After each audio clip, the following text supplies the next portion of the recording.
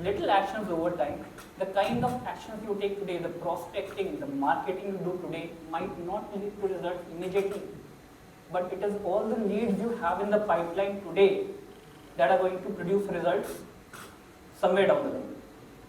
That is what compounding is all about in sales and in about success. So, initially it's about pushing the boulder to uphill. What happens when you're pushing the boulder? Let's imagine a stone, big stone. Initially what happens? You're pushing it up the hill, up the hill. You put in a lot of effort and you get how much result? Zero result. But what you don't realize is you are getting a lot of physics guys. What are you getting? Potential energy.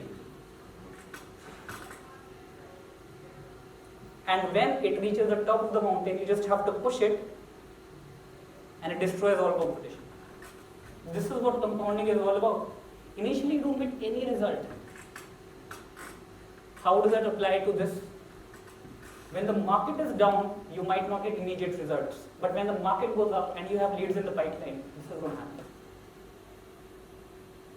But you have to cultivate relationships even now and not be like that bear.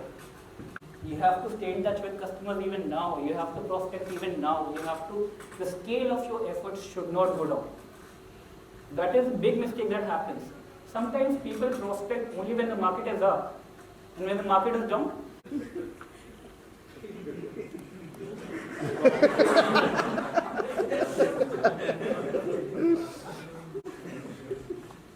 lose all hope.